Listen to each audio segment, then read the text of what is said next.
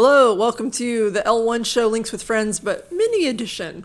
This is where we just talk about a series of stories, usually within a theme, just to give you a quick, brief overview of what's happened this week. Are we going to put this on the main channel to send people to the Links with Friends channel? Probably should, yeah. I think that would be fun. This is normally on a different channel, but yeah. We put it on this channel to just be like, hey, if you're looking for the news, Links with Friends, it's over yonder. It's over yonder. This week's theme is fighting back, but in small ways. It's a happy theme. It's like, look, we that know technology, you're watching this program, you got to be a technology enthusiast. We can use technology for the betterment of mankind and not, as oppressors building a gilded cage and misusing technology and doing terrible things with it. And one of the first things that you can do is to like and share, because if enough people find out about it, they will actually back down sometimes.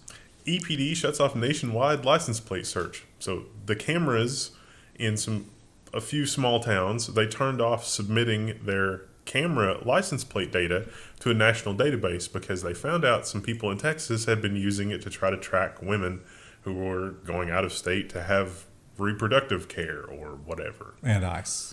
Yeah. And it's like things. Pick your poison. None of them are good. You and I don't think that this should be someone else's business, and like, why is this a thing? And so we should not have a panopticon surveillance state to the optimal amount of fraud is not zero, but also like this level of surveillance is intolerable in a society that ours at least used to aspire to be. And at least like 15 to 20 towns agree with you. And option number 2 is to use their tools against them.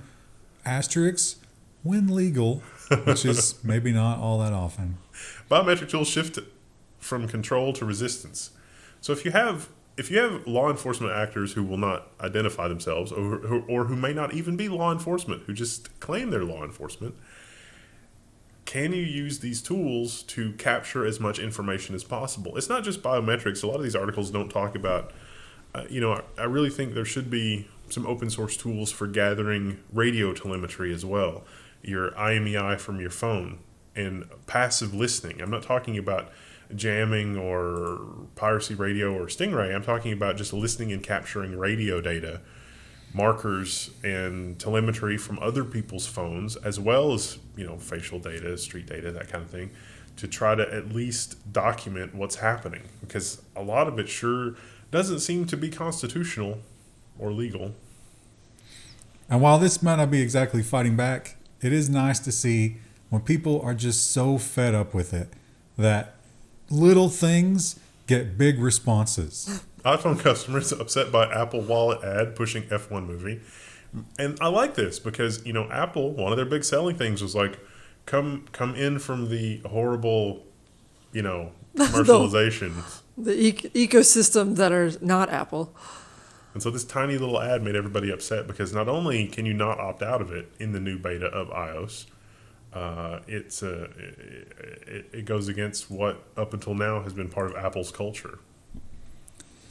And sometimes when they do things like that, when they advertise in bad ways, you can embarrass them so much that they will pretend that they never did it. Apple pulls convince your parents to get you a Mac ad from YouTube. And as of this recording, I didn't search super hard, but I cannot find it on YouTube. Like, no one's even re-uploaded it yet. They've probably been striking it. Yeah. Probably. But, yeah. It was a terrible idea, and they paid for it. That's what we need. Embarrass them when you can. And when a lot of these places, they'll treat you any way that they can as long as they have a monopoly. But as soon as a little bit of competition gets in there, well, what do you know? We get what we want. Comcast new plans dump the data caps. So no longer a 1.2 terabyte cap. They never really needed caps to begin with, but there you go. It's Comcastic. Finally.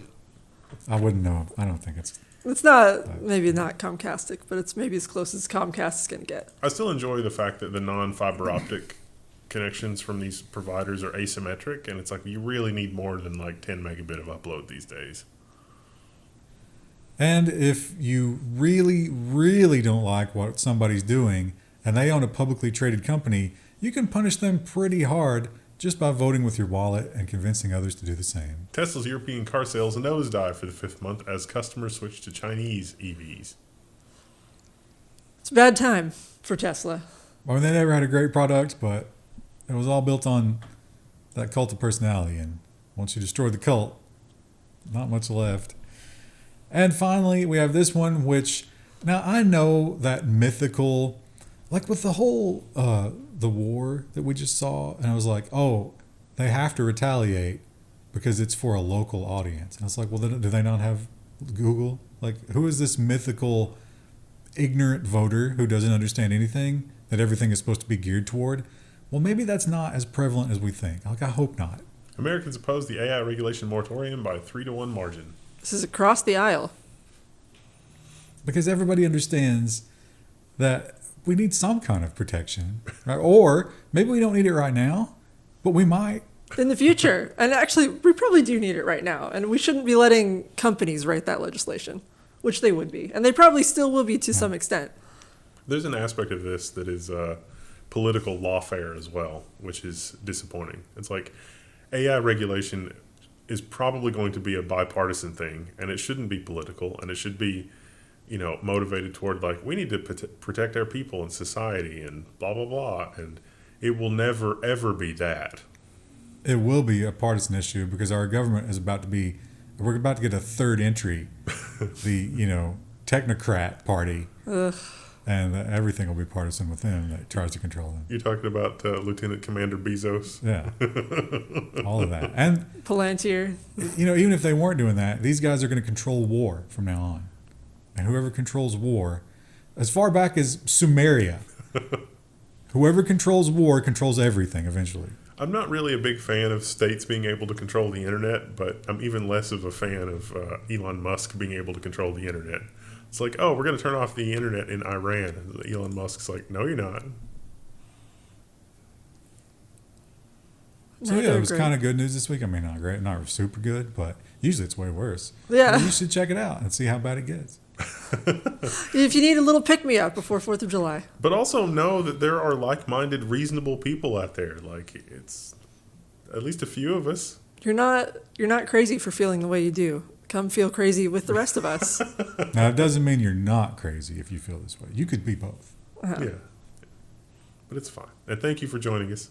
And thank you to everybody that's subscribing. This program is supported entirely by our viewers like you. Our viewers like you, our patrons, Patreon subscribers, and our Floatplane subscribers, our patrons, the three of those things.